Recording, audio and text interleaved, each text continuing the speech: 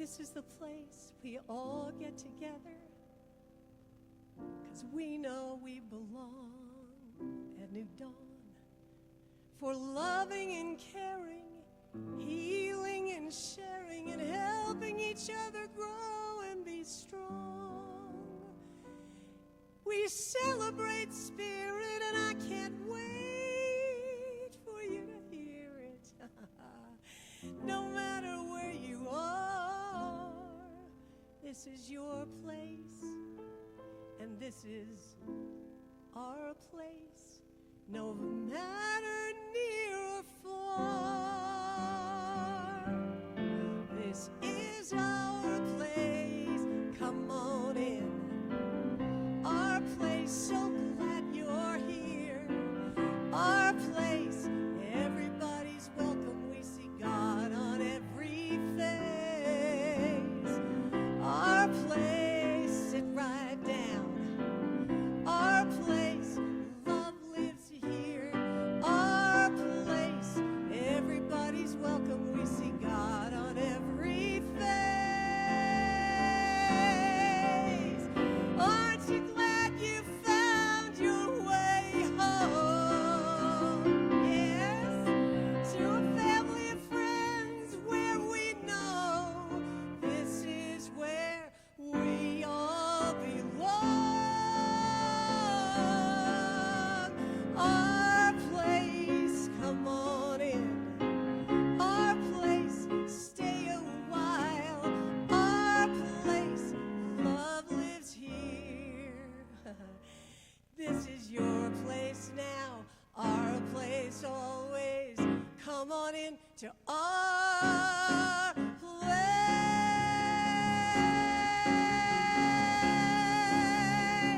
Come on and join the party.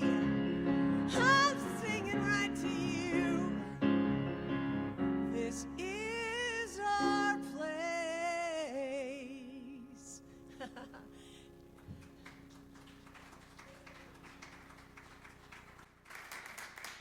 Karen, thank you, thank you, thank you, as my dance instructor says so often. Again, again, again. Can we have another verse? Another verse? Let's see. Or the same verse again? Or the same verse again. This is, but it needs you to clap along. Our place, come on in. Good. Our place, so glad you're here. Our place, everybody's welcome. We see God on every face. We all belong in this place. Welcome to our place.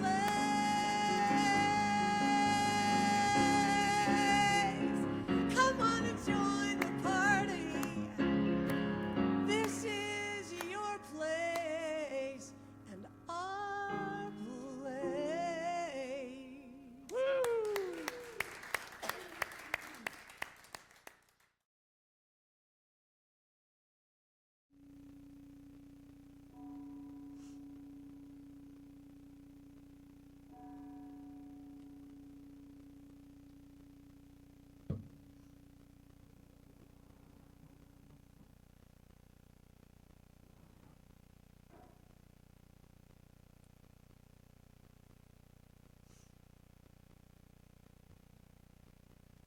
Join me in prayer.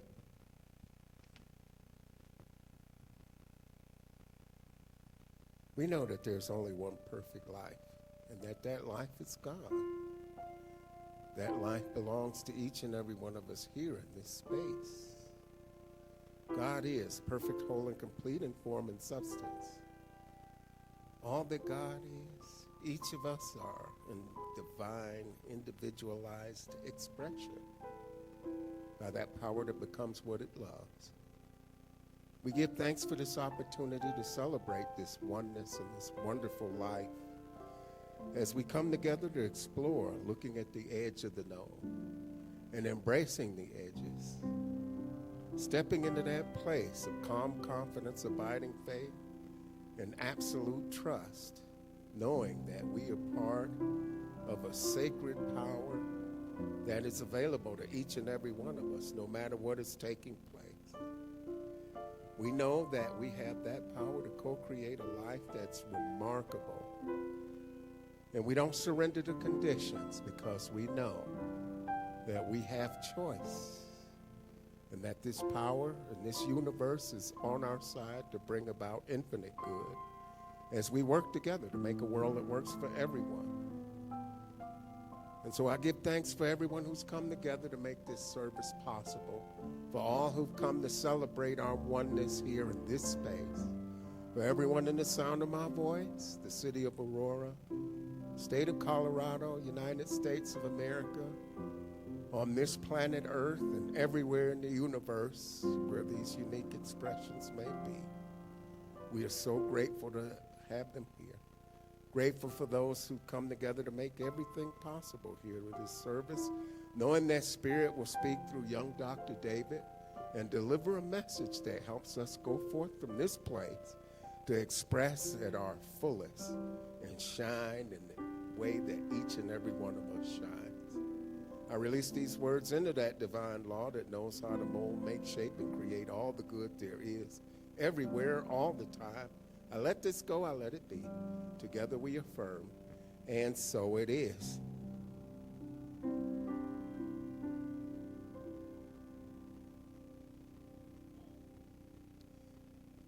I have got inspirational words, and they're all from our marvelous founder, the Honorable Dr. Ernest Holmes. He knows stuff. Dr. David knows stuff, but I tell you, I don't think he can compete with Ernest. But he's dialed right in. Dialed right in. So our first quote says, there, through the door of our own thought, we enter into the universal consciousness, into a complete realization of life and truth, of love and beauty. And as we sit in the silence of our own souls and listen, it will be the greatest thing we ever do. Our second quote says that everyone should train themselves to listen deeply to the Spirit which spontaneously flows through their own being. This is adding the Spirit of truth to the letter of the law. When the two become one, the most amazing power in the world has ever witnessed flows freely into action through human affairs. Wow. And our last statement here for this one, there must be a seeing eye, a discerning consciousness, an inward awareness. The practitioner applies this inward awareness for definite purpose.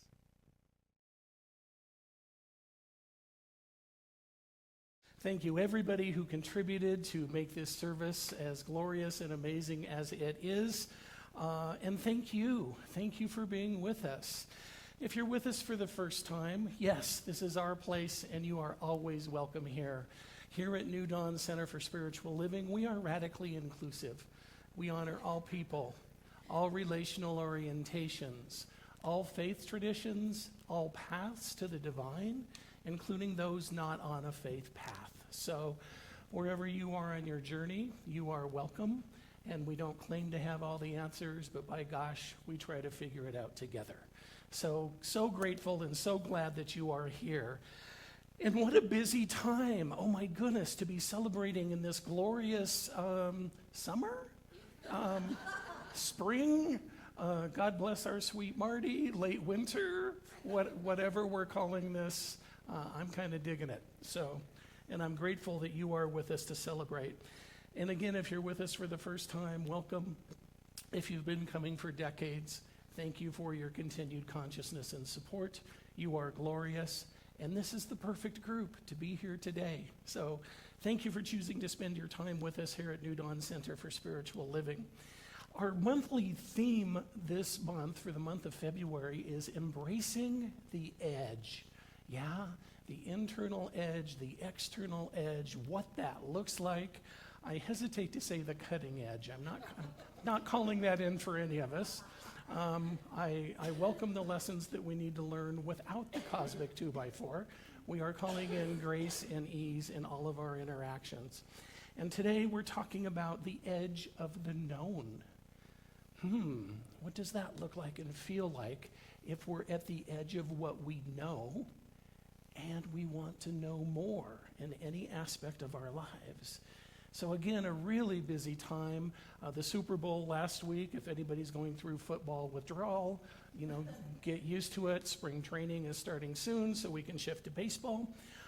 Valentine's Day, all of what we know to be true is that starts with our own self-love. Everything is created internally before we can offer that externally. So thank you for all that you did around that, and enjoy your 24 roses, sweet Mickey. I think that's a brilliant move. I hear that chocolate is also on sale for half price. So, God is good. Oh my gosh, and we're entering into, so tomorrow is actually President's Day in the United States. Rick and I, as you know, go to Aruba every year for Thanksgiving. I've been doing that since 1988, when I had a little too much rum at the time when I was drinking and we bought a timeshare. So this past year was my 37th Thanksgiving on the beach, and we have a calendar of all things Aruba. And tomorrow in Aruba, it's Carnival Day. And tomorrow in the U.S., it's President's Day. Synchronicity? I think God has a sense of humor. And so what does that mean? That means that Tuesday is Fat Tuesday. I love that. No body shaming there. We all get to enjoy whatever we want. And then Wednesday, we step into Ash Wednesday, which begins the 40 days before Easter, the holy season of Lent. So a lot going on. Whether you are a religious person or a spiritual person or a secular person, there's something for everybody to celebrate. And for me, I started a little bit of the conversation last week, and it's certainly continuing this week. I love all things Olympics. I am an unabashed person who loves everything about it. And I recognize, having worked tangentially within the movement for a number of years, yes, there are problems. Yes, there are issues. And all things being equal, in my humble opinion, the pros still outweigh the cons. I love the stories. I told Rick, I was dreaming all night about the logistics of the food hall at the Olympic Village, right? We get a little wound up when we go out with our family and we have gluten-free and vegetarian and vegan. Well, multiply that times literally 10,000 athletes on special diets, special religions, special timing, right? I might be competing at 8 in the morning or 8 at night, and my head is just swimming. And Rick is like, the good news is you don't have to figure all of that out. And then I got wound up in Mike Tirico, the guy who was the primary sportscaster for the Super Bowl last Sunday. He was in San Francisco for 2 weeks doing all of this great coverage leading up to the big game. And immediately when the game was over, he was down on the field anchoring NBC's Olympic coverage. He shifted from American football to international sport. I mean, in my humble opinion, again, with my first degree being in journalism and public relations, he is a masterful communicator. And the way that he was able to do that, he anchored their first night of coverage Sunday night from the floor of the Super Bowl. They chartered 2 jets, 2 Delta jets. They left at 1:30 in the morning local time. They flew to Milan, Italy, with a 9-hour time change. And I'm like, and that dude is on the air looking stellar every night, talking Olympics and all of these names and all of these judges and all of these weird pronunciations. And I'm like, his baggage alone. Oh my God, if he had to pay over, 26 suits? I mean, I got nothing. Anyway, so I was getting really wound up in all of the details. And it took me back to my time in the Olympic world. And I promise I'll bring this back around, going down this rabbit hole. It took me to my time in the Olympic world when I worked at the precursor to Lumen and US West, Quest when I was with US West and was director of Olympic Public Relations. And I worked in that world when we were a sponsor of the 2002 games in Salt Lake City. And so that is what this is, a little archive from my past. So this is, it says, it's got the Olympic rings, USA, proud sponsor, US West, 2000, 2002, and 2004. Now, the U.S. Olympic Committee and the International Olympic Committee, in all of their wisdom, said, great, U.S. West, you want to be a sponsor when we're in Salt Lake. You can't just sponsor one Olympic Games. You have to sponsor 3 Olympic Games. So 2000 was in Sydney, Australia.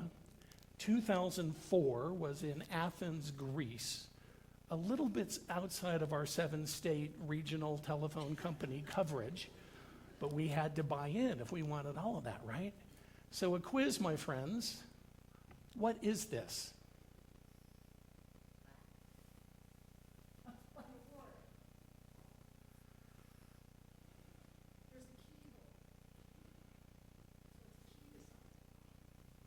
For those of you of a certain age, you may remember this is the cover, it's the bottom half of a pay telephone. For our younger folks, we'll have a conversation later. But yeah, it actually says US West Public Access Solutions, the official payphone provider to the Salt Lake Olympic Organizing Committee. So yes, I am that old. Thank you for young Dr. David every week. That's what the key is for. Yeah. So anyway, all of that being said, we wrote a check, the corporate we wrote a check for $65 billion to sponsor 5 categories of the Winter Olympics in Salt Lake City. So this is in 2000, the year $2,000. We wrote a check for $65 million. My boss said, David, we bought the house, now we have to furnish it. Any homeowner knows what that looks like. You spend a whole lot more furnishing than you do the purchase price.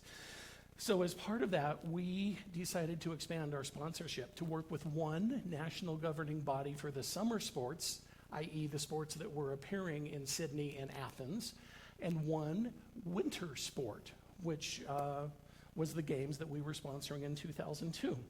So the winter sport we decided to sponsor was USA figure skating. And we created this event called Concert on Ice. And we went into smaller markets like Omaha. We didn't come to Denver. Denver was too big. So we went into Omaha. We partnered with the local symphony orchestra. And we brought in all of the figure skaters back in the day. The name you might recognize is Christy Yamaguchi and Lou Chen and a number of those folks. They came in. The symphony orchestra loved it, right? Because it was a completely different audience for them. The skaters were over the moon, because skaters never get to skate to live music. And we had everybody loving on us as an Olympic sponsor. I had a picture taken with my bestie, Christy, and my godmother, bless her heart. I sent it to Marion. And she said, David, I have no idea what you're doing, and you just had your picture taken with Christy Yamaguchi. I'm good. And along that same line, working with USA Baseball as a summer sport, I was responsible for doing media training for all of these, college hotshots who were at the basically end of their college careers, many looking to go pro. I'm doing a media training with them in a hot stadium locker room in Tucson, Arizona, in the middle of June. These are 19 and 20-somethings, and I'm talking to them about media techniques and the pregnant pause and how to address media concerns. And, they're all snoozing, and there's a whole group of young men who haven't arrived yet because the shuttle is late. And so somebody comes to me and says, David, if you're okay, why don't we give it half an hour? They can sleep, they can get a cup of coffee, we can wait for their buddies. I'm like, I'm okay, right? It's tough to communicate when your audience is sleeping. So we waited a half an hour, And of course, not unlike an Olympic athlete myself, I was just getting a little more paranoid about what am I talking about? And this was all of those years ago. How do I relate to these kids? What does that look like? And I took a minute. And I paused. And I allowed myself, it wasn't really silence, but I did allow myself to be in the quiet, right? And it was like, it's okay. So we came back together. I did what I could do for these young men. And again, that is when baseball just came back into the Olympics again. So this was going to be the first USA baseball team representing USA baseball in the Summer Olympics. And they hired Tommy Lasorda as their manager for that particular Olympic team. Again, I had my picture taken with Tommy Lasorda. I sent it to my dad. He's not unlike my godmother. Pal, I don't know what the hell you're doing, but you had your picture taken with Tommy Lasorda. So all of that to say, my friends, that was the edge of the known for me. I was standing in what I knew. I was standing in my power. I had academic stuff that I was proud of. I had corporate experience. I had situational power, right, in that I was a sponsor working with this organization. So all the coaches are saying, whatever they're saying, basically be nice to this guy. You only have to do this for a couple of hours. So that for me is the threshold of what I knew and what remained a mystery. What do I have to offer world caliber athletes? What do I have to offer these young people? As Rick would say, the world is their oyster. Well, it's a place where certainty loses its grip, right? I wasn't as clear, I wasn't as certain as I thought I could be. And it's the place where something new can begin. Howard Thurman writes that we often hide behind words. We fill the air, we fill the space, because silence can feel uncomfortable. Silence can make us a little more vulnerable. Certainly not in this group. In my classes at Metro State, when I ask a question and I go quiet, every head in the room. If I don't look at him, maybe he can't see me, right? And that can be even frightening for us when we're in that silence. And yet Thurman reminds us that it is from silence that all true words are born. Science of Mind tells us the same thing in its own language. Ernest Holmes teaches that spirit is always speaking, and often the clearest voice of spirit is heard not in the noise, but in the stillness. So today we're invited to explore what happens when we step together into that sacred known. So the first piece then, based on what I was just sharing with you, trusting silence instead of filling the space. As a culture, we're trained to fill every moment with sound, with conversation, with clips, with opinions, with speculation, with explanation. Silence feels risky because it exposes us. Without words, we cannot control how we're perceived. Although, again, in my communication classes, I reiterate for the students regularly that 85% of our communication is nonverbal. So I'm up here doing the yammering, and you all are communicating with me very loudly, and I'm grateful for the feedback. So that is what we know. And Thurman reminds us silence is not empty, yeah? It's not that we're not doing anything when we're silent. It is a fertile space. It's the place where meaning takes shape. So if you've been watching the Olympic Winter Games, the official brand name from the International Olympic Committee, the word Olympic always comes first. There is no such word as Olympics. It is the Olympic Winter Games or the Olympic Summer Games. But if you've been watching the Olympic Winter Games, you've seen this truth in action.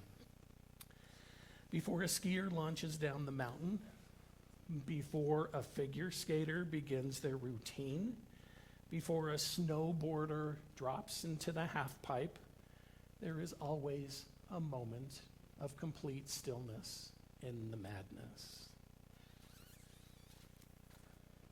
That silence isn't hesitation. That silence is alignment. It is focus. It is trust.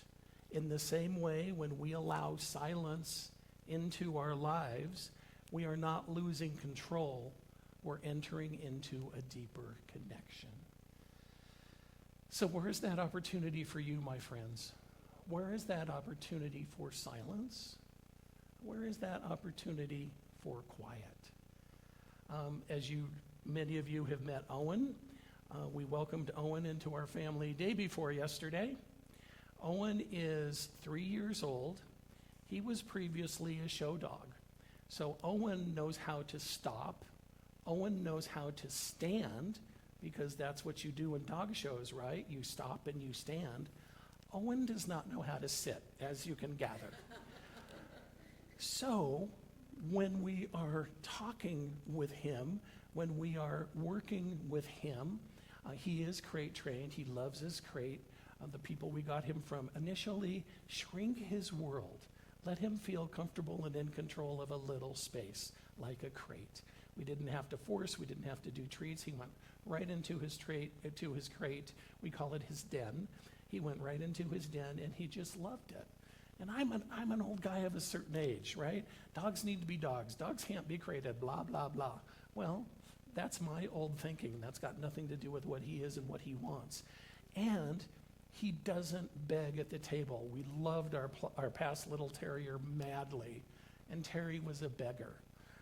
And Owen doesn't beg. He sits right down by us, and he lies down, and as Rick gives him treats, and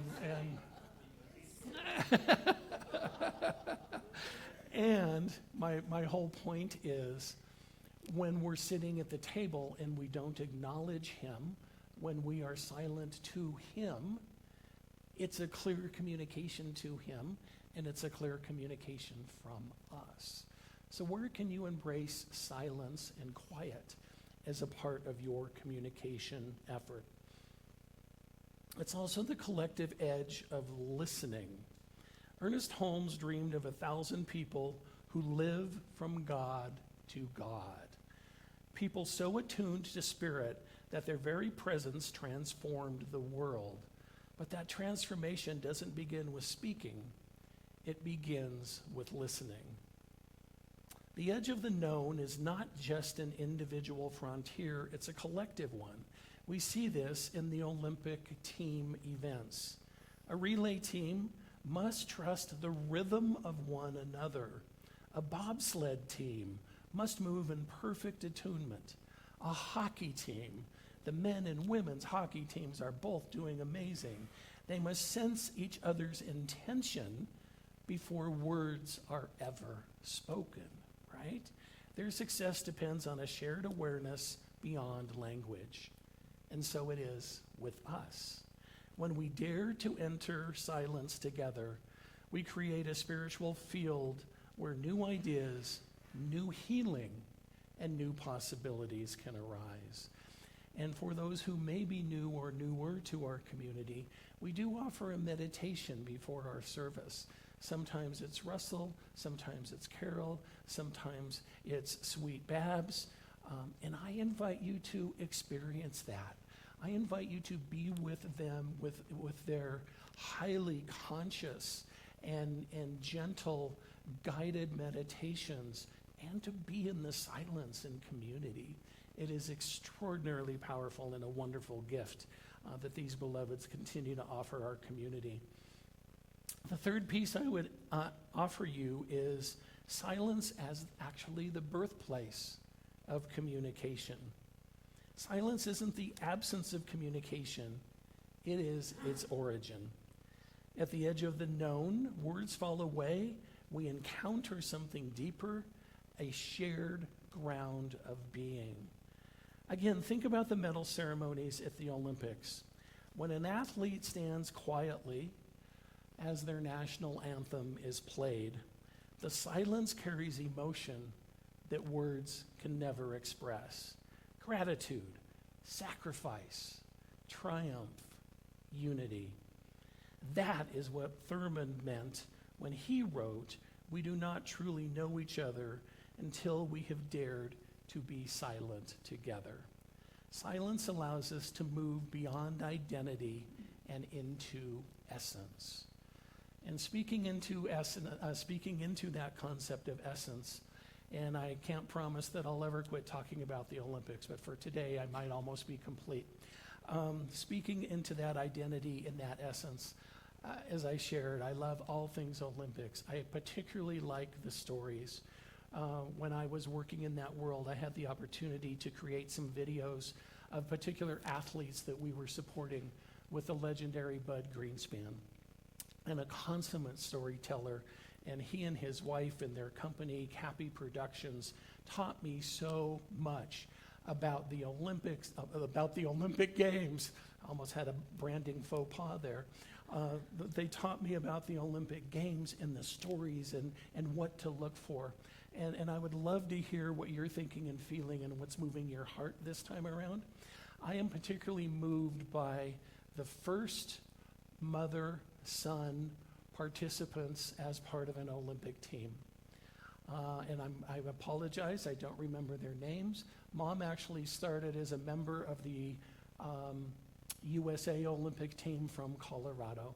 She thought she was ready to retire. Spirit had other ideas. The folks from Mexico reached out, and she ended up participating on the ski team for the country of Mexico. She was the flag bearer in this year's ceremony. And her 18-year-old son is on the same team representing the country of Mexico. I love that. And that's a little challenging for me to get my head around competing in the Olympics with my mom on so many levels. And go them. Their story is not my story. I love the story of the brother and sister on Team Netherlands, who I think won a medal for curling.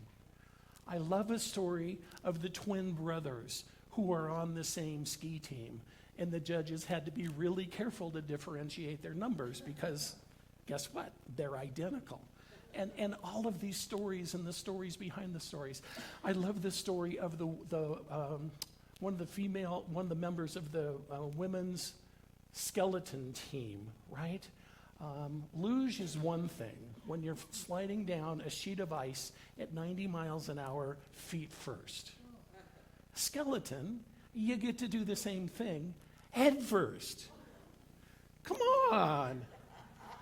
So they had this wonderful interview with this extraordinary woman, and she was talking about her life, right? And being this world-class athlete, representing the USA in this amazing sport.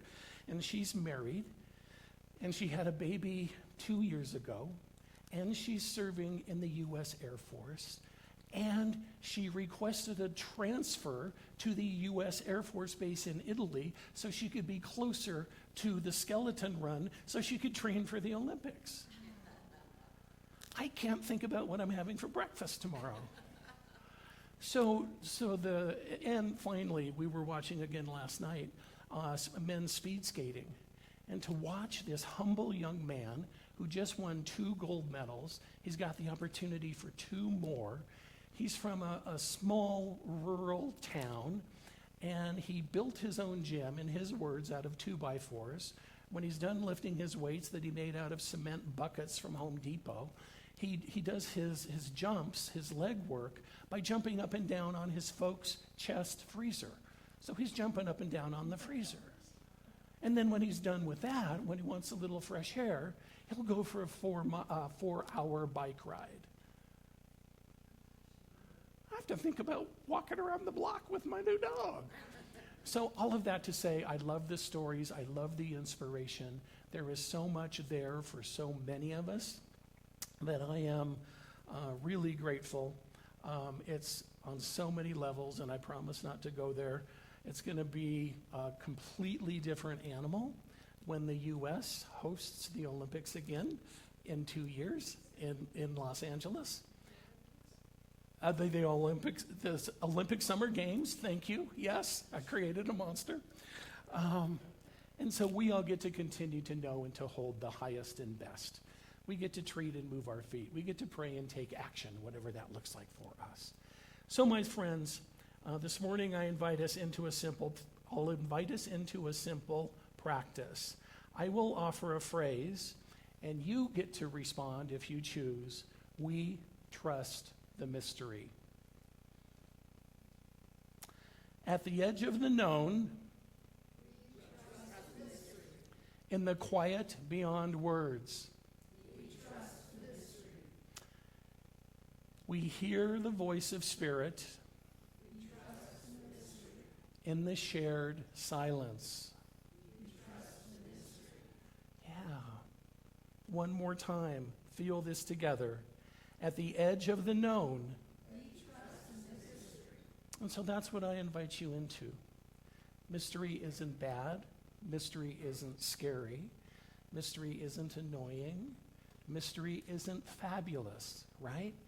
Everything is just energy and information until I choose to label it. And what if you, what if we choose to label the mystery something that we trust as we step into it consciously and most of all with tremendous love? If you would please join me in prayer. If our practitioners would stand and join me in consciousness. And so, beloveds, standing at the edge of the known invites us to loosen our grip on certainty and step into the mystery together. Silence is not empty. It is where all true words are born. Let us live so fully in spirit that new glory dawns through us. This collective edge is not a boundary. It is a doorway. It is an invitation to listen, to trust, and to discover together what Spirit is whispering into being. There is a presence at the center of all life, a presence deeper than words and wiser than thought. In this moment, we rest in sacred silence, the same stillness that steadies an athlete before the race, that centers a skater before stepping onto the ice, that fills a stadium with reverence during a medal ceremony. We know this silence is not empty.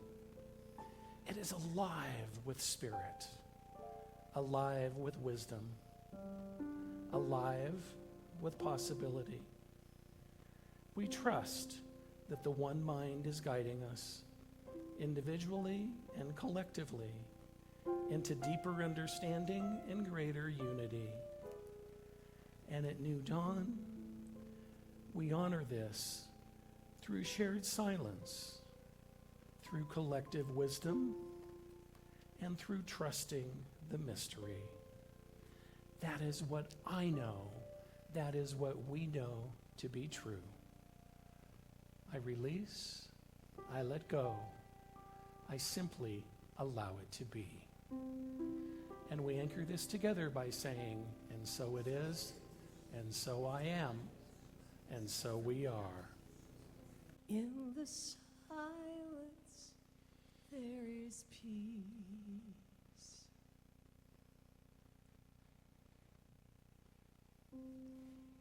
In the silence, there is unspoken joy. In the silence, there's release.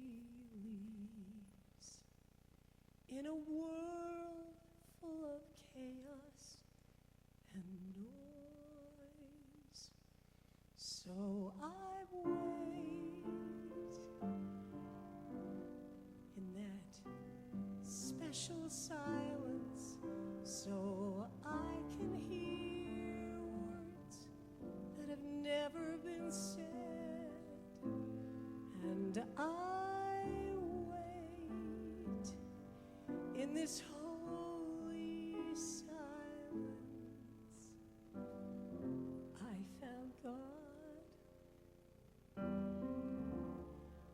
found myself.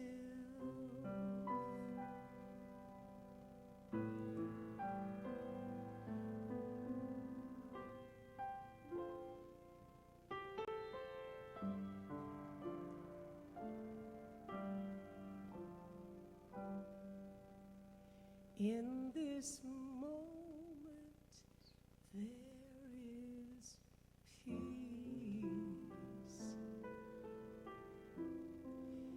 In the silence, there is unspoken joy. And in the silence, sweet release.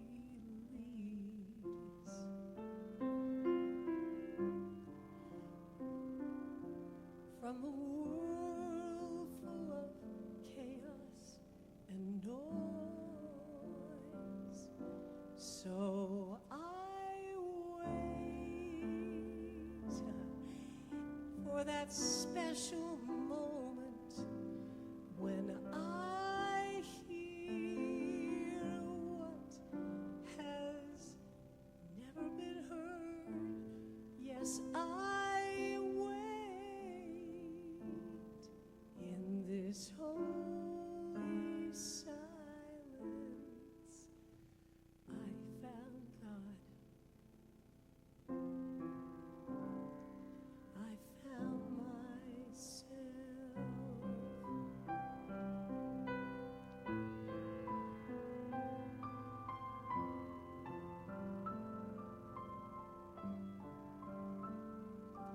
So I wait in this special silence where I hear words that have never been said.